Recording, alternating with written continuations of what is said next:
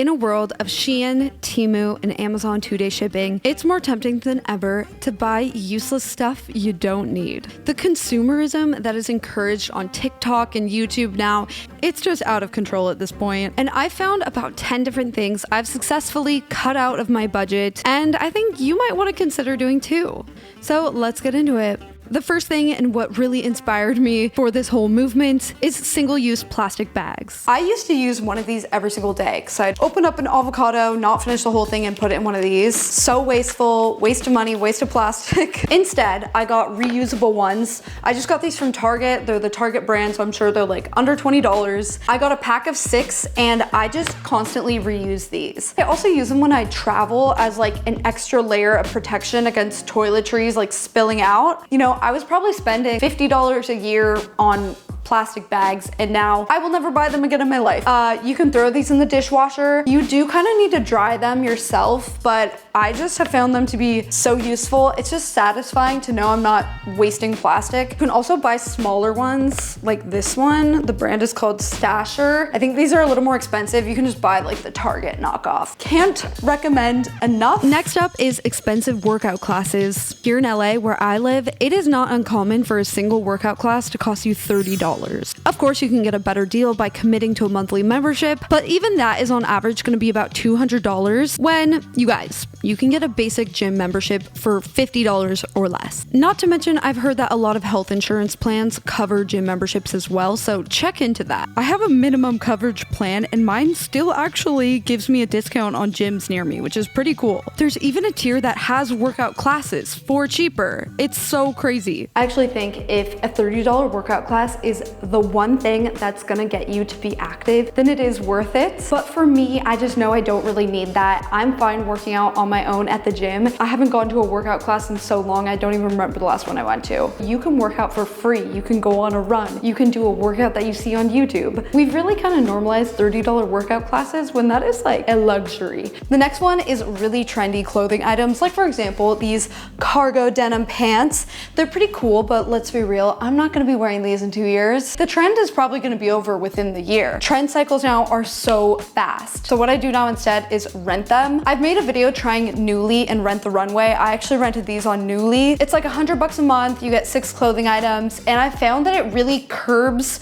my desire to buy clothing. At the end of the day, I'm saving money because I'm able to still wear a lot of the trends that I wanna wear and then return them. You know that a lot of the clothes that you take to somewhere like the Goodwill still just end up in landfills. So I think that sharing and renting clothes, it's actually a little bit more sustainable than just buying it and wearing it yourself, especially with those really trendy pieces that you're gonna wear like once or twice. I am so over buying things like that. I rent them now, and I'm actually much happier doing that. This next one has saved me thousands of dollars over the years now, and it is gas. I no longer purchase gas. Since switching to an electric car, I've saved so much money. On average, electricity is about 1/3 of the cost of what gas is. That's been pretty consistent the whole time that I've owned an electric car. I drove by a gas station the other day and it was $7 a gallon. That is just scary. I actually pay $60 a month at my parking spot to just charge an unlimited amount there. I mean, that is less than the cost for a lot of people to fill up their tank once. Electric vehicles are on average still more expensive than gas vehicles, but they are becoming more and more affordable as the years go on. You can get a used EV now for $20,000 or less, and eventually that number is gonna get even lower and lower. I've also had a lot less maintenance. You don't have to get oil changes, so that saves you quite a bit of money as well. I had to include that in there because it is something I don't pay for anymore, and I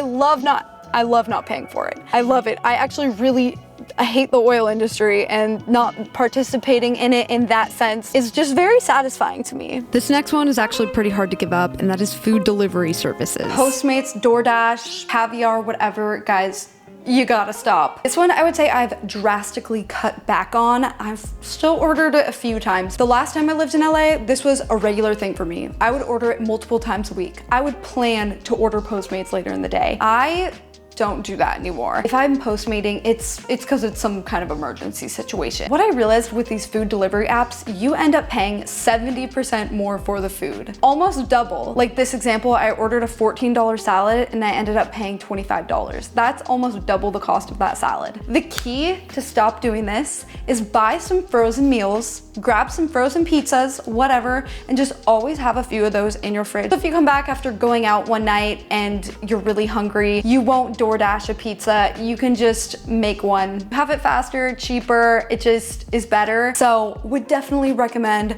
cutting back on that one. The next thing I stopped purchasing is anything from Kroger grocery stores. So this is your Vons, Fred Meyer's, Publix. These grocery stores are so overpriced. I pretty much exclusively shop at Trader Joe's. I already proved this in my inflation video. I compared the exact same items, same weight and everything, and every single time the Kroger store was more expensive. So I pretty much exclusively shop at Trader Joe's unless I'm on a trip and there's not a Trader Joe's nearby. I just love that place, and I love that they're not price gouging the way that Kroger is. This next one I did love when I had them, and it was eyelash extensions. Eyelash extensions are pricey. I would usually get my lashes done every 2 to 3 weeks, and a fill was about $80. And that is a very good price for LA. I know a lot of places charge $150 or more for a fill. Plus I would always tip. So I was spending like a couple $100s on my eyelashes every month. And the thing about eyelash extensions, you're not fooling anyone. Everybody knows that you have eyelash extensions. Like, they're very obvious. I loved how they looked in photos and videos. I loved waking up and not having to put on makeup, but eventually I started to prefer a more natural look. It's very time consuming as well. It takes a couple hours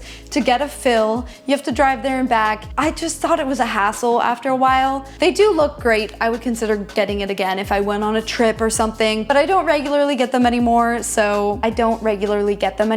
So I'm definitely saving money there. The next one is seasonal decor. I'll admit I do decorate a little bit for Christmas, but honestly, it's very minimal. This right here is the extent of my seasonal decor. Christmas lights for a tree and 2 boxes of simple ornaments that I got from IKEA. Just personally, I'm not a fan of decor for any other season. It's just a personal thing, not my aesthetic, not my vibe. I don't want Easter decor. I don't want fall decor. The big thing, honestly, is I don't want to store it for the rest of the year. The average American spends over $200 a year on seasonal decor, and this year I plan to just reuse what I have, but maybe I'll buy a tree. So this is my seasonal decor, and I just appreciate the cute seasonal decor that I see in restaurants and stores and stuff like that. And the last thing is souvenirs. I was never a big purchaser of this to begin with, but I will admit I did buy this Swiss umbrella. I was really desperate for an umbrella. It was raining really hard and I didn't have one. If I'm gonna buy a souvenir, it's gonna be something useful. I just have realized I don't like extra clutter. For me, the photos are everything. That is my souvenir. I honestly just don't even like a lot of souvenirs. Many of them feel generic. They're like the same keychain in every city that they sell, and it's made in China. It's not even made there. Like, it just, why would I want that? I think if you really want a souvenir, there's a way to do it. Buy something that's actually locally made and that's useful, that you're gonna use actually often. For example, if I saw a really cool mug and I knew I was actually gonna use it every morning for my coffee, I actually might buy that. But an I Heart New York mug that's made in China and shipped to New York, no. We've got to stop with that. Consider just having photos as your souvenir. That is my favorite kind of souvenir. So those are a few of the things that I have stopped purchasing. I get so much joy out of not buying things now, getting rid of stuff. Another one that I thought of this week that I'm planning to do is herbs. I'm gonna make my own little herb garden so I don't need to buy new herbs. I also just joined a buy nothing group. So these are Facebook groups where people just give things away. So I plan to just give away stuff that I'm not using, PR that I don't end up using, clothes I don't wear anymore, like really anything. But also I'll check out if for my herb garden, maybe somebody has like the starter plants. I just think that's kind of cool. Source, I just like the idea of it, like helping out your neighbor. another elephant in the room here is that I very much can afford all of these things, and I will acknowledge that. I'm not doing it to save money as much as I am. Do not support the consumerism in our society, the inflation that's out of control. It just, I don't know, it just feels like a scam now. And I get a lot of satisfaction out of avoiding buying things. It's not even really about the money, it's about not being wasteful. It's just very satisfying to be less wasteful, I've learned. So those are the things that I've cut out so far. Comment down below if you guys have things that you've stopped buying that you would recommend I try and stop buying as well, because I'm very about that. I would love to have a discussion in the comments. We can all find things that we can just not use. If you like my videos, check out my vlogs, because most people actually end up liking my vlog channel more than my main channel. So I'll have that link down below if you want to check it out, and I will see you guys in my next video.